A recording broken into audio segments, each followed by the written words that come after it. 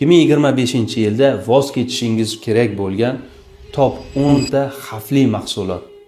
10-9 o'rinlarda energetik mahsulotlar hamda spirtli ichimliklar.